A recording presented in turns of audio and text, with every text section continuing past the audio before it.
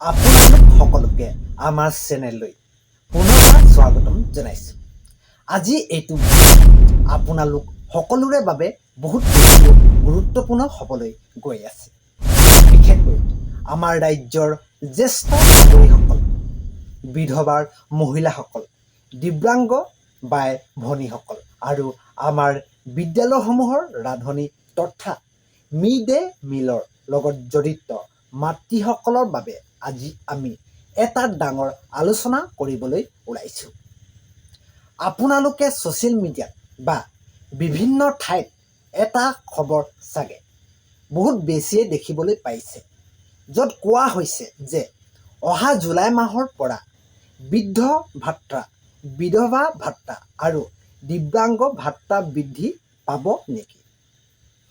আৰু আমাৰ বিদ্যালয়ৰ ৰান্ধনীসকলে মাহে 15,500 টকাকৈ পাব নেকি?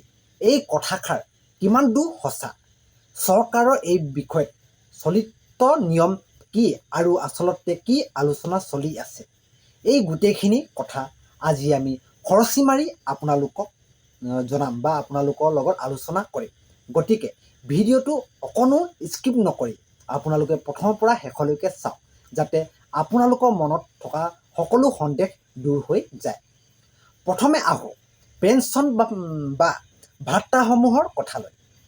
আমাৰ অসমত বৰ্তমান নেশ্যনেল ছ'চিয়েল এছিষ্টেন্স প্ৰগ্ৰামৰ অধীনত বিধৱা ভাত্তা, বৃদ্ধ ভাত্তা আৰু দিব্যাংগ ভাত্তাসমূহ প্ৰদান কৰা হয়।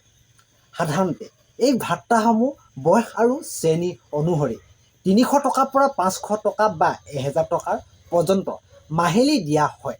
কিন্তু বৰ্তমান ৰাইজৰ মাজত এটা চৰ্চা চলিছে যে অহা জুলাই মাহৰ পৰা এই ভাত্তাসমূহৰ ধন বৃদ্ধি কৰা হ'ব নেকি?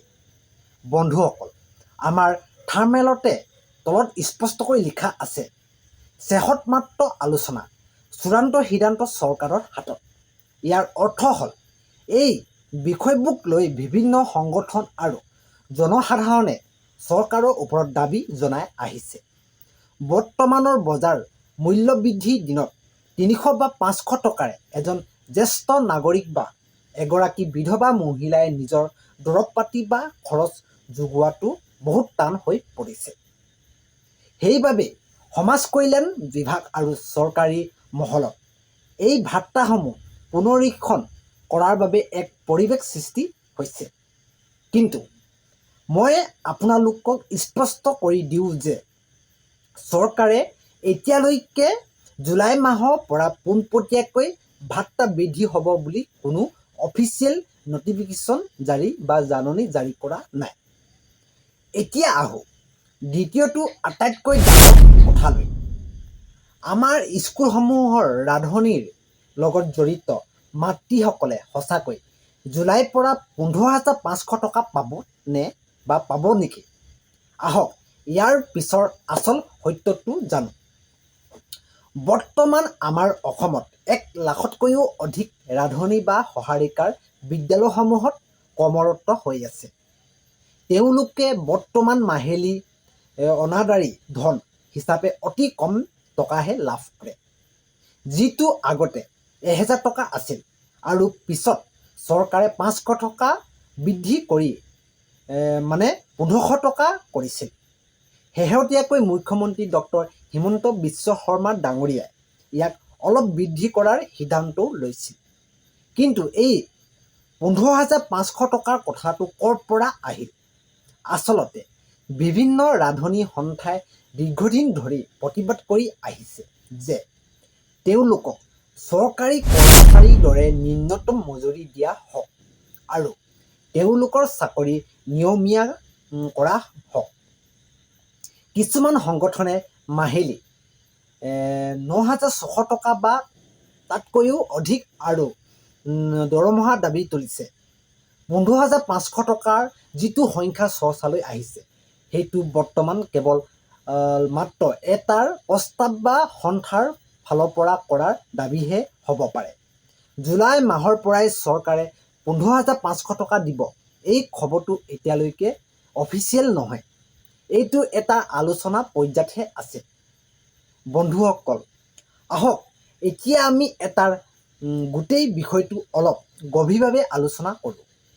প্ৰথম কথা, আমাৰ ৰাজ্যখনত দুখীয়া আৰু মধ্যবিত্ত পৰিয়ালৰ বাবে এই আঁচনিসমূহ বহুত গুৰুত্বপূৰ্ণ, নহয় জানো? জ্যেষ্ঠ নাগৰিক বা বিধৱা মাতৃসকলক যদি চৰকাৰে ভাত্তা অলপ বৃদ্ধি কৰি দিয়ে, তেন্তে তেওঁলোক স্বাৱলম্বী হ'ব পাৰিব। ঠিক তেনেদৰে আমাৰ স্কুলৰ ৰান্ধনী মাতৃসকলে ৰাতিপুৱাৰ পৰা দুপৰীয়ালৈকে ইমান কষ্ট কৰি আমাৰ ল'ৰা ছোৱালীবোৰক খুৱায়।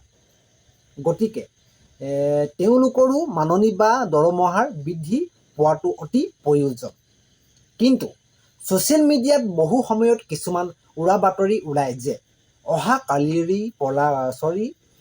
কালিৰ পৰাই পইচা সোমাব বা জুলাইৰ পৰা ইমান হাজাৰ টকা পাব। মই আপোনালোকক অনুৰোধ কৰিম, এনেকুৱা উৰা বাতৰি আপোনালোকে অলপো নাচাব বা বিশ্বাস নকৰিব। যি আলোচনা চলি আছে সেয়া চৰকাৰৰ মজিয়াত চলিছে। আমাৰ মুখ্যমন্ত্ৰী মহোদয় আৰু শিক্ষা বিভাগ বা সমাজ কল্যাণ বিভাগে যেতিয়া এই সন্দৰ্ভত কোনো কেবিনেট সিদ্ধান্ত ল'ব বা অফিচিয়েল ঘোষণা কৰিব, মই আপোনালোকক আমাৰ এই চেনেলৰ জৰিয়তে আটাইতকৈ প্ৰথমে জনাই দিম। এতিয়া আপোনালোকৰ বাবে মোৰ এটা প্ৰশ্ন, আপোনালোকৰ মতে বৃদ্ধ ভাত্তা বা বিধৱা ভাত্তা বৰ্তমানৰ দিনত কিমান টকা কৰিলে আপোনালোকৰ বাবে ভাল হয় বা তেওঁলোকৰ কাৰণে ভাল হয়? আৰু আমাৰ স্কুলৰ ৰান্ধনী মাতৃসকলৰ দৰমহা কিমান হোৱাটো উচিত বুলি আপোনালোকে ভাবে? আপোনালোকৰ মূল্যৱান মতামতসমূহ আমাৰ এই ভিডিঅ'টোৰ কমেণ্ট বক্সত নিশ্চয় জনাব বুলি মই আশা কৰিলোঁ। কাৰণ আপোনালোকৰ একোটা কমেণ্টেই চৰকাৰ বা কৰ্তৃপক্ষৰ দৃষ্টি আকৰ্ষণ কৰাত সহায় কৰিব পাৰে। যদি ভিডিঅ'টো চাই আপোনালোকে সঠিক তথ্য পালোঁ বুলি ভাবিছে, তেন্তে ভিডিঅ'টো এটা লাইক কৰি আমাৰ এই চেনেলটো ছাবস্ক্ৰাইব কৰি ৰাখক। লগতে ন'টিফিকেশ্যনটো অন কৰি থ'ব, কিয়নো এনেধৰণৰ ভিডিঅ'সমূহ মই দিয়াৰ লগে লগে আপোনালোকে পোনপ্ৰথমে লাভ কৰে। আমাৰ গাঁও বা চুবুৰীয়া ফেচবুক বা হোৱাটছআপ গ্ৰুপতো আপোনালোকে এই ভিডিঅ'টো শ্বেয়াৰ কৰি দিয়ক, যাতে কোনেও মিছা খবৰ বিশ্বাস নকৰে বা প্ৰকৃত সত্যটো জানিব পাৰে। আপুনি যদি আমাৰ চেনেললৈ নতুনকৈ আহিছে, তেন্তে এনেকুৱা 100% সঁচা আৰু চৰকাৰী আঁচনি খবৰবোৰ সদায় পাই থাকিবলৈ আমাৰ এই চেনেলটো এতিয়া আপোনালোকে ছাবস্ক্ৰাইব কৰি থওক। মই আপোনালোকক পুনৰ এবাৰ চেনেলটো ছাবস্ক্ৰাইব কৰিবলৈ ক'লোঁ। আজিৰ বাবে ইমানেই। আকৌ লগ পাম এটা নতুন ভিডিঅ'ৰ সৈতে। আজিলৈ ইমানেই। আপোনালোক সকলোৱে তেতিয়ালৈকে ভালে থাকক, কুশলে থাকক, সুস্থ থাকক। আজিলৈ ইমানেই। ধন্যবাদ। জয় আই অসম।